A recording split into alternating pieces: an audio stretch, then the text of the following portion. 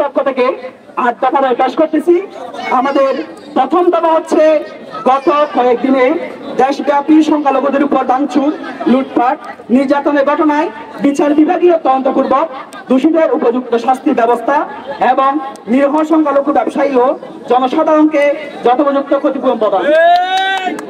2 নম্বর হচ্ছে, সীমান্ত সংলগ্ন যেসব অঞ্চলের মানুষের ঘর বাড়ি ছেড়ে সীমান্তে চলে যাওয়া তথ্য পাওয়া গিয়েছে, তাদের উপযুক্ত নিরাপত্তা ও সম্মানের সহিত নিজ ঘরে ফিরিয়ে আনা, প্রয়োজন বোধে সরকারি উদ্যোগে তাদের গৃহ নির্মাণ ও পুনর্বাসন করা।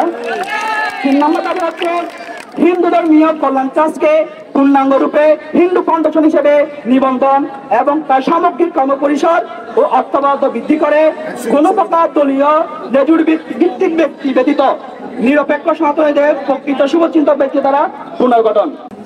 সকলে সরকারের সকল পর্যায়ে সংখ্যালঘুদের প্রতিনিধিত্ব নিশ্চিত করতে হবে। বিদ্যমান জাতীয় মানবাধিকার কমিশন পৃথক স্বতন্ত্র ও জাতীয় সংখ্যালঘু কমিশন গঠন করতে হবে।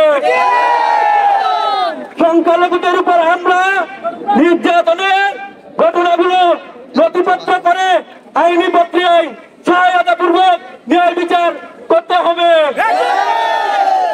6 নম্বর, সংখ্যালঘুদের বাড়িঘর, ব্যবসায়িক প্রতিষ্ঠান, ধর্মীয় স্থাপনা বিশেষ নিরাপত্তা প্রদান এবং আক্রমণের ঘটনার যথাযথ পদক্ষেপ গ্রহণ করতে হবে। পরিস্থিতি পূর্ণরূপে স্বাভাবিক না করা পর্যন্ত সেনাবাহিনী এই ব্যাপারে দায়িত্ব পালন করবে। বিশেষ সংখ্যালঘু সুরক্ষা আইন প্রণয়নের মাধ্যমে বিশেষ গুরুত্বের সাথে সংখ্যালঘুদের মন্দির, ঘরবাড়ি প্রতিষ্ঠান ভাঙচুর, লুটপাটের দ্রুততম সময়ে বিচার ও দৃষ্টান্তমূলক শাস্তি গ্রহণ করতে বলা হয়েছে।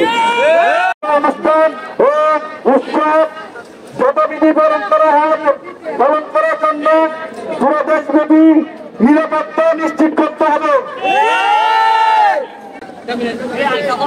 প্রিয় বন্ধুগণ, যতদিন পর্যন্ত সনাতনদের এই রাজ্যের দাবি পূরণ করা হবে না, মেনে নেওয়া হবে না, ততদিন পর্যন্ত আমাদের আন্দোলন সংগ্রাম